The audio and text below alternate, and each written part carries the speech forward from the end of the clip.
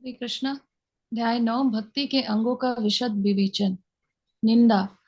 भगवान और उनके भक्तों की निंदा को कभी सहन नहीं करना चाहिए। इस संदर्भ में श्रीमद् भागवत 10:70-40 में सुखदेव गोस्वामी परीक्षित महाराज से कहते हैं, भगवान और उनके भक्तों की निंदा को सुनकर जो वहां से हट नहीं जाता, वह संपूर्ण पुण्यों से च्युत होकर पतित हो जाता है। भगवान श्री चैतन्य महाप्रभु ने अपने शिक्षा अष्टक में कहा है, भगवान को वृक्ष से अधिक सहिष्णु और मार्ग के तिनके से भी विनम्र होना चाहिए। भक्त को। हाँ हाँ, भक्त को। सॉरी प्रभु जी। सबका सम्मान करे परंतु स्वयं मान ना चाहे। भक्त के रूप में इतने दीन और विनम्र होते हुए भी जब श्री चैतन्य महाप्रभु को सूचना मिली, प्रभु जी स्क्रॉल करना होगा। हाँ, 1 मिनट। हम्म। सूचना मिली कि श्री नित्यानंद के शरीर पर दुष्टों ने आघात किया है, तो वे तत्काल उस स्थान पर दौड़ पड़े और अपराधी जगाई मधाई को मारने के लिए उद्यत हो गए। भगवान चैतन्य महाप्रभु का यह आचरण अतिशय महत्वपूर्ण है। इससे प्रकट होता है कि भक्त निजी रूप से सर्वथा निर्भीमान, सहिष्णु और विनीत हो सकता है, परंतु जहां भगवान श्री कृष्ण अथवा उनके भक्त के सम्मान पर कोई आंच आए, तो वह उसे सहन नहीं करेगा। इस प्रकार के अपमान का 3 प्रकार से प्रतिकार किया जा सकता है। यदि कोई वाणी से निंदा करता हो, तो भक्त को इतना कुशल होना चाहिए कि प्रतिपक्षी को तर्क द्वारा निरस्त कर दे। यदि ऐसा न कर सके तो दीन भाव से वहां खड़ा ना रहे, वरन आत्महत्या कर ले। यदि यह भी संभव ना हो, तो उस स्थान को ही त्याग कर चला जाए। यदि इन तीनों में से किसी भी आचार का पालन नहीं करता, तो वह भक्ति योग से गिर जाता है। हरे कृष्ण। हरे कृष्ण प्रभु जी। हाँ, अभी ये हो गया। हाँ, ये वाला अंग जो है यहाँ पे पहला बताते हैं। तो इससे पहले कि हम लोग यहाँ चले, हम लोग एक बार भक्ति रसामृत सिंधु ग्रंथ से भी देख लेंगे।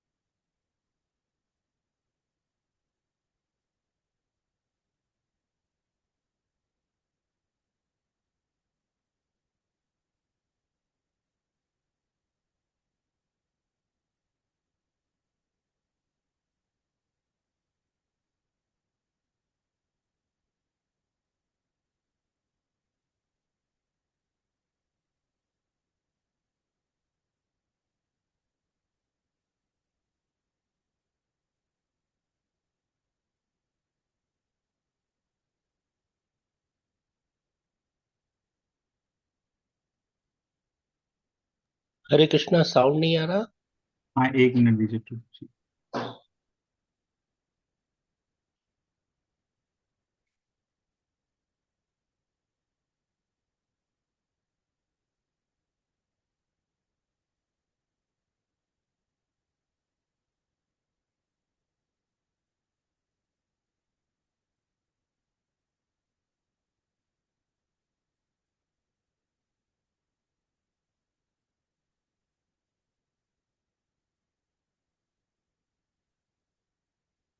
ठीक है, हम लोग देखेंगे।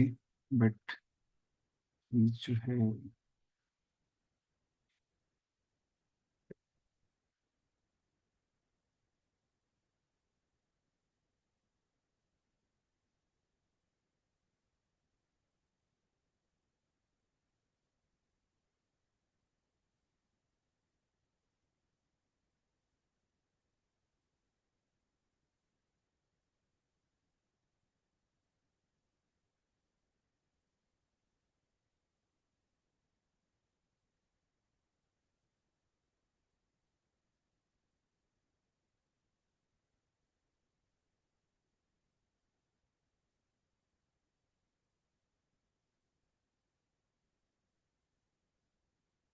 हम्म।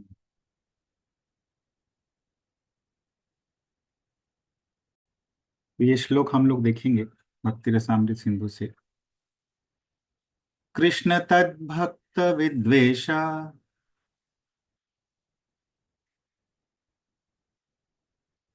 विनिंदाद्य सहिष्णुता व्यतिरेकतयामीशाम् दशानां स्यादनुष्ठितिः। कि कृष्ण तद्भक्त विद्वेष विनिंदा आदि असहिष्णुता।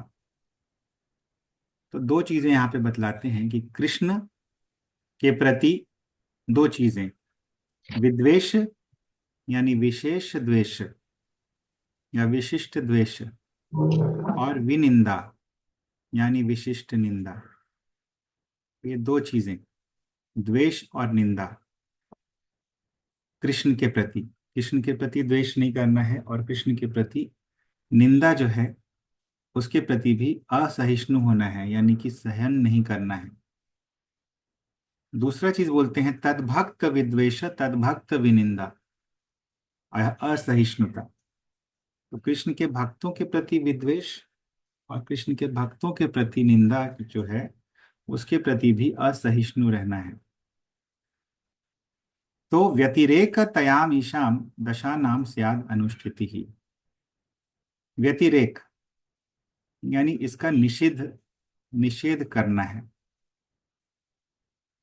दशा नाम स्याद अनुष्ठिति, ये 10 चीजों का ये करना है, व्यतिरेक करना है। एक मिनट दीजिए। तो हम लोग एक्चुअली पिछले बार देख रहे थे कि 10 अंगों का अनुष्ठान करना पड़ेगा निषेध रूप से। इसीलिए बोलते हैं कि दशा नाम अनुष्ठिति ही व्यतिरेक तयाम, व्यतिरेक करके निषेध करके अनुष्ठिति यानी अनुष्ठान करना होगा। ये क्या 10 अंग है, वो इसके पहले वाले 10 अंग जो हमने चर्चा किया था वो एक्चुअली ये 10 अंग है।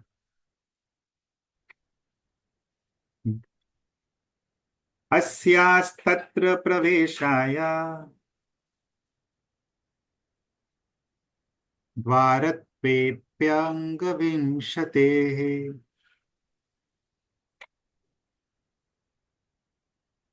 त्रयां प्रधानम् एवोक्तम् गुरुपादाश्रयादिकम्। तो अभी देखिए, अस्याह तत्र प्रवेशाय द्वारत्वे अपि विंशते अंगः। तत्र प्रवेशाय, वहां पर प्रवेश करने के लिए। कहां पर प्रवेश करने के लिए? भक्ति मार्ग में प्रवेश करने के लिए। अस्याह विंशते अंगः, 20 अंग हैं ये। तो देखिए यहाँ पे बोला जा रहा है कि पहले जो 10 और बाद के जो 10 है ये सभी 20 जो है प्रवेश द्वार हैं ये। पहला जो है वो विधि है, पहला 10, और बाकी जो सब्सिक्वेंट 10 है वो निषेध है। लेकिन ये सभी 20 जो है सभी प्रवेश द्वार हैं। लेकिन इस प्रवेश द्वार के जो 20 अंग हैं, जिसमें से 10 विधि हैं और बाकी 10 निषेध हैं, उसमें त्रयम प्रधानम एवं उक्तम, उसमें 3 जो है वो प्रधान है, यानी सबसे इंपॉर्टेंट है 3। गुरुपाद आश्रय आदिकम, कौन से 3 है वो? गुरुपाद आश्रय आदि। तो आदि मतलब बाकी और सब्सिक्वेंट 2 अंग। गुरुपाद आश्रय पहला, फिर दूसरा,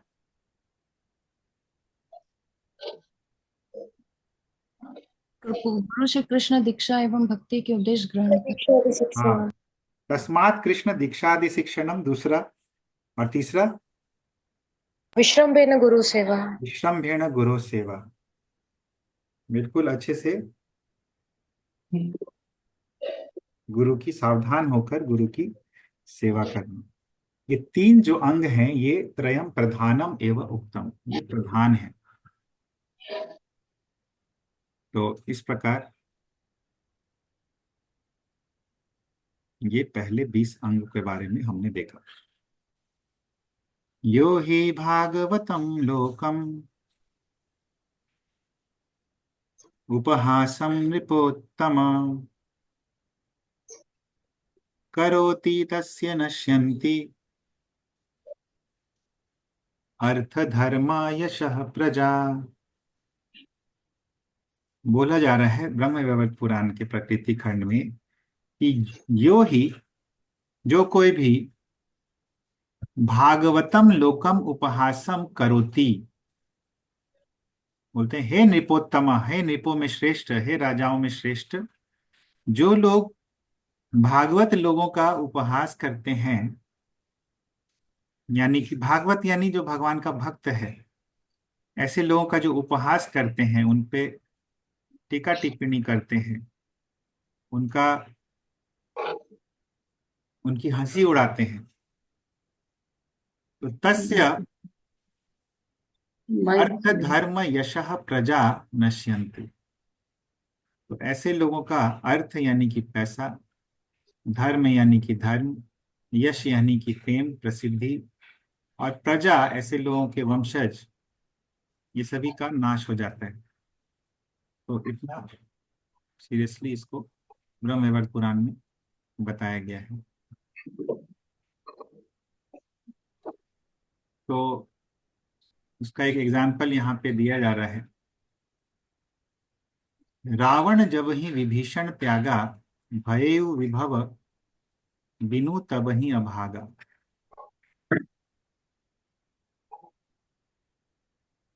तो रावण ने जब विभीषण को त्याग दिया, तब विभव, बिनु, वैभव के बिना वो हो गए, उनका वैभव भी चला गया और अभागे बन गए।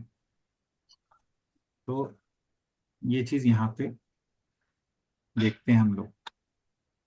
तो इम्पोर्टेंट चीज ये है कि एक भक्त जो होता है वो भगवान का बहुत प्रिय होता है, हम लोग देखे हैं। और भगवान जैसा हम लोग को पता है कि वो भक्तों का छोटा से छोटा क्वालिटी भी एनहेंस कर देते हैं, और बड़े से बड़ा दोष भी उसको इग्नोर कर देते हैं। तो हमारा कोई अधिकार नहीं है कि ऐसे भक्तों को, जिनको भगवान इस तरह से व्यवहार कर रहे हैं, ट्रीट कर रहे हैं, उनको हम लोग मिसट्रीट करें। क्योंकि हर एक भक्त जो है भगवान की दृष्टि में बहुत ही प्रिय है।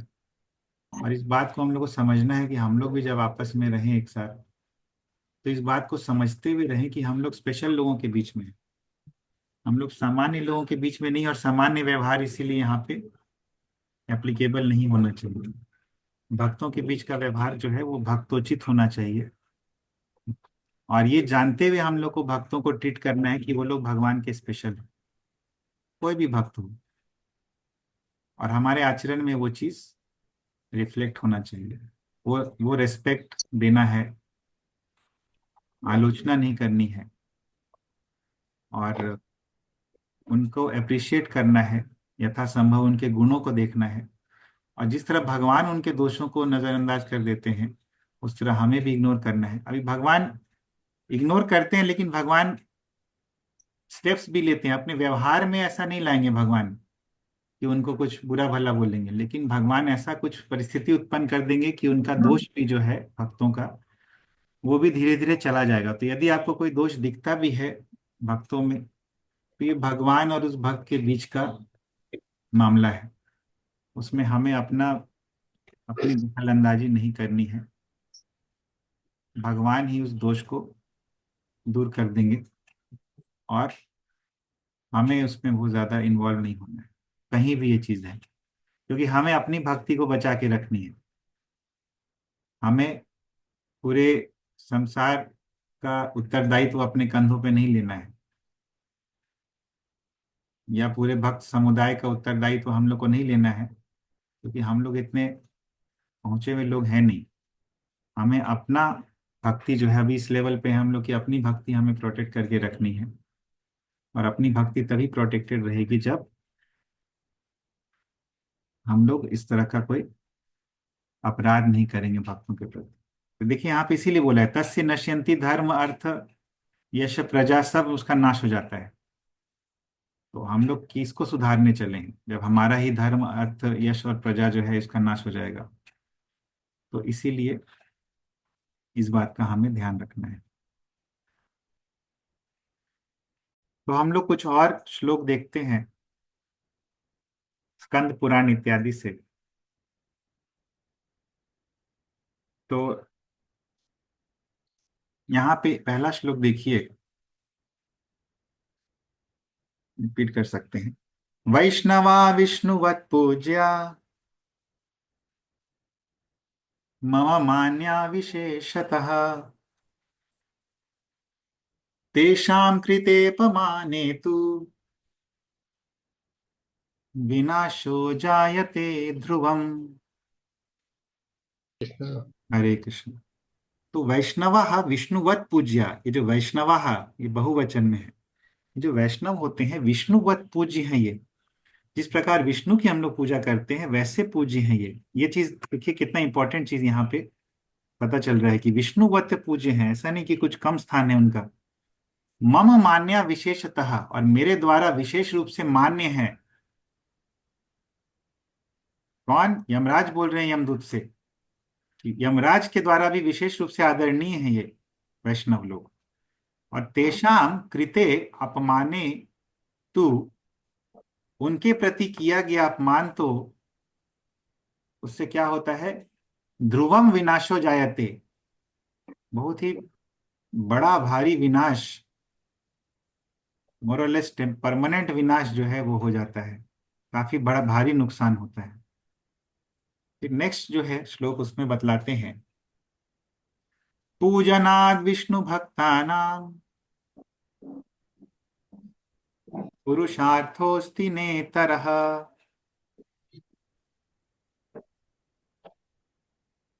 तेषां द्वेषतः किंचिन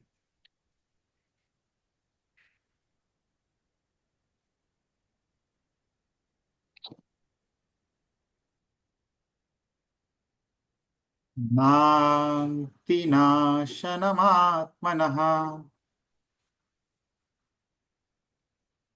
हरे कृष्ण। तो यहाँ पे पूजनाद विष्णु भक्ता नाम, विष्णु भक्ता नाम पूजनात्, विष्णु भक्तों के पूजन से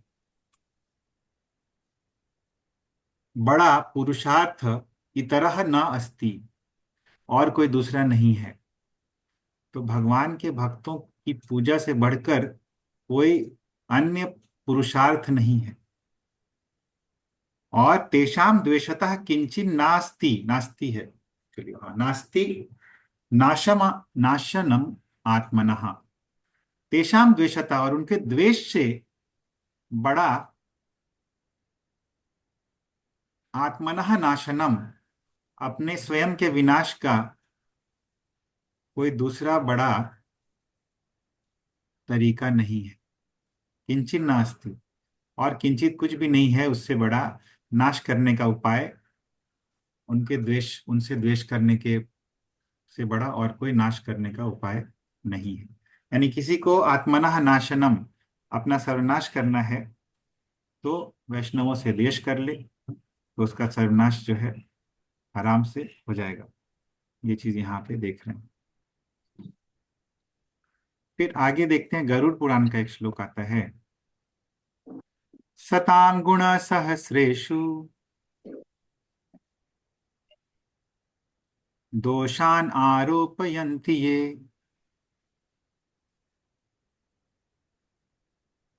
तेष्वज्ञां च कुर्वन्ति वैतरण्यां पतन्ति ते। हरे कृष्ण। तो सताम गुण सहस्रेषु, सताम यानी सत, यानी कि भगवान का भक्त। तो एक जो भगवान का भक्त होता है हम लोग को पता है कि सर्वैर गुणस्य तस्य समासते सुराः, उसमें बहुत सारे गुण होते हैं। और यहाँ पे ये बात भी बतलाई जा रही है कि उसके सहस्रों गुणों में उसके हजार गुण हो, एक भक्त जो है उसमें हजारों गुण हो, लेकिन जो दोष खोजने वाला व्यक्ति होता है वो उसमें भी दोष खोज लेता है। हजारों गुणों में के बीच में भी वो दोषी उसको दिखता है। जिस प्रकार एक मक्खी को कचड़े में जाने की आदत होती है, कहीं भी कितना सुंदर बगीचा होगा वो कचड़े में ही जाएगा और कचड़े के ऊपर ही बैठेगा। उसी प्रकार दोष खोजने वाले व्यक्ति को सभी लाखों गुण दिखेंगे, लेकिन उसमें भी वो दोषी देखेगा, उसी को हाईलाइट करेगा। तो ऐसा व्यक्ति जो दोषान आरोपयंती, ये जो दोष आरोपित करते रहते हैं ऐसे सहस्रों गुणों से युक्त वैष्णवों पर, और तेषु अवज्ञाम च कुर्वन्ति, और उनकी अवज्ञा भी करते हैं, ते वैतरण्याम पतंती, वे वैतरणी में गिर जाते हैं। तो गरुड़ पुराण में ये आता है।